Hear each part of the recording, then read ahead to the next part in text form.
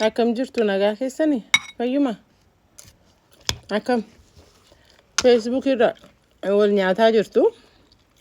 Keenyama isin ilaalaa jirra. Garuu dhugaan tokko tokko waan nu ba'ee jira jechuudha. Dhugaan sun immoo maalidha? Keessumaatii warri sobdanii maqaa Girmaa Xurunee balleessaa turtan. Ofii keessanii basaastuu taatanii.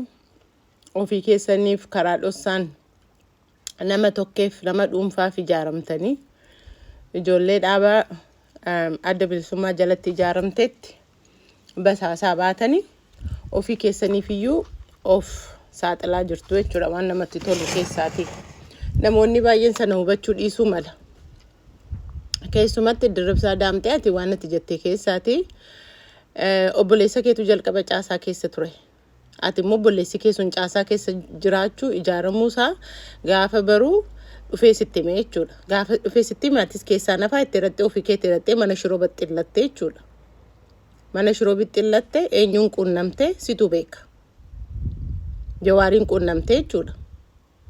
So ati hojiin kee maal ture? Waan Girmaan ijaaree fashaleessuudha jechuudha jala deemtee. Gamaaf gamanaan dhaabbattanii jechuudha. Maaliif yoette warratti maqaa isaanii dhoofte kun hundumtuu caasaa eenyu akka ta'an maali isaan akka isaan hojjetanii maal akka hojjechaa turanii hundi nama hundumaaf nama tokko lamarraan kan hafe eessa akka dhaabbatanii maal akka godhanii hin jira jechuudha. Atamma eddii dhaabni nuti biyyatti galeete jechuudha.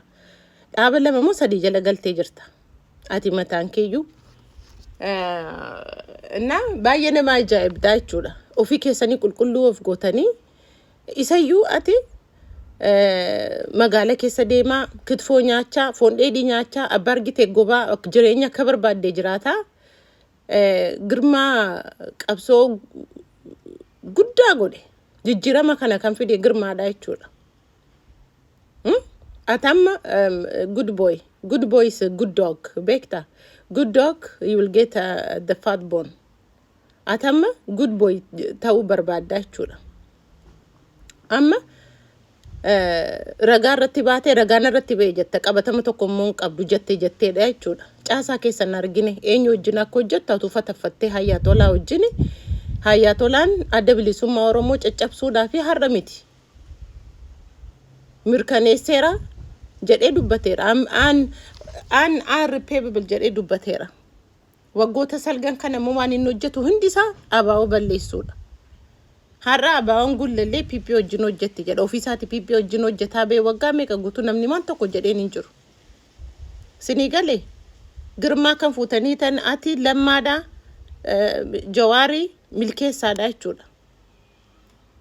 Isin caala sammuu isin caala dandeettii isin caala waaqatu kenna sanammoo dhala namaa miti. Dandeettii akkasii nama miti kan namaa kennu waaqatu namaa kenna jechuudha. Isin garuu nama meeqa ofii keessanii ajjeestanii jechuudha. For example shugguxii bitadheetanii namatu birrii naa ergee jette. Lammiin ni jedhamu sun eenyudha? Daani'el jedhamu eenyudha? Tikni wayyaaneedhaan si maqaa adda addaatiin siquun nama eenyu akka siquun namu iyyuu beektu jechuudha. Doofaa. Isa iyyuu qaanoftu gadi baatee faxaffaxxaa jechuudha. Indi keessan iyyuu warri guyyaa tokko mana shaayii jala dhaabbattanii dhagaa darbachuu hin dandeenyeetu har'a Facebook irra taa'e Girmaan kana jechaa ooltu jechuudha. Hidhamee sin caala. Fincaan keessan ofirratti harcaastu jechuudha. Ragaatu ofirratti baate maalidha beektaa? Girmaa ajjeesuudhaaf shugguxii bitattee magaalarraa magaala kan deemtu yoona kana nama meeqa ajjeestee jirtaati maqaa Girmaatiin.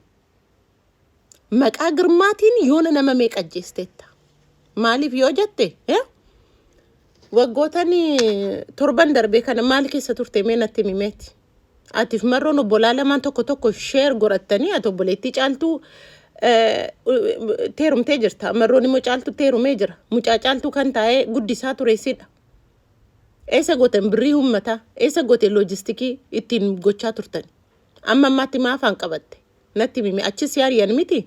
Amma immoo asiitii fudhataman argadha jetteetu asiitii aseechi dhagaa darbattaa gingishaa. Maaltu si amanaa siin immoo? Atuun gaafatamne dhiiga ilmaan meeqa dhangalaaste ofii kee qulqulluu of gooteetu Girmaan kana na godhe amma sati baqamtee Girmaan haayikamu haa dubbatu. haa dubbatu. Diina akkasiin taatan hin argitu ammasin hindi keessaniyyuu. Ituu mootummaan kun qabee nama fannisatuu ta'eeti girmaan qabamee fannifameera kanan isin barbaaddani. Nama sin caalu nama sin caalaa dandeettii qabu sammuu qabu hin jaallattanii jechuudha. Hattoota jaallattu malee. Isin amma burcuqqootti naxxaniitu dhiiga ilmaan Oromoodha dhugaa ooltu jechuudha. Nagadachuu barbaadu laayikii fooloo qimamii ta'e girmaa xurunaanii qimamii sinii ta'e ashaboo sinii ta'e. Dhageessani yoo itti nasattan balee laayikii fooloo namni siin godhu hin jiru namni maqaa keessan dha'u hin jiru miidiyaa kanarraa jechuudha. Waan nama dhibu keessaati kaleessa tachi turte bari marroo jala turte miti marroodhaaf waan heddumaa gotaa turte magaalaa keessa teessee abaa'oo balleessuudhaaf seessee maaloo harka rukutaa turte bari. Manan qabu maaliin qabu eenyutu mana barumsaa qabaree.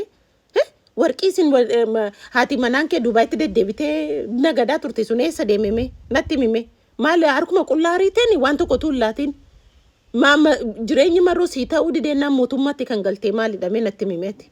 Ammaati maal sitti yaaddeerta beektaa mootummaatti galeen jira gatii kanaafi nama hiisisuun qaba nama jeesuun qaba in soorattanii ka dhiiga keessantu sana baree jira nama jeesuu maqaa namaatiin nagadu ofii keessan basaasaa taatanii jechuudha. Ibaluutu basaasee jechuudha. Waan sinni bu keessa hindi keessan iyyuu siivin keessan adda bilisummaa Oromoo abaa'oodha. Siivin keessan. Ati maal mee dhaaba sakamtu siin siiriirsee mee eenyutti si kaadhimeme? Nuti kan beennu qeerroo ijoolleetu jabina kee laalaniitu si kaadhimu. Kaadhimamteetu kanatti qeerroo bilisummaa taatu. Ati magaala keessa teesseetu waraana ijaaraa turte bar. Jawaar eddi yoomiti waraanatti amane ati kan waraana ijaaraa fi turte Jawaariif. Jawaar eddi yoomiti qawweetti amaneetu ati qawwee bittee ijoolleetti qawwee ijaarsitee mugor keessan naqee teessa jiru ijoolleen sunar. Akkamitti marroo wajjin nagosheet wal gootanii mee natti mime. Ijoollee hamma sana gashitanii waraana kan keenfi kan marroo walitti dabalattanii waliin hojjetaa turtanii jechuudha. Haadha manaas sheerii godhattanii kaasiin ilmaan hayyaa. Sheen sun ishee guddoo fuudhee mucaarraa dhalee ati teessee dhala isaa guddista. Amma sii ta'uu didee ennaan ariitee jechuudha wal nyaattanii ennaan birrii irratti warqee irratti wal nyaattanii jechuudha.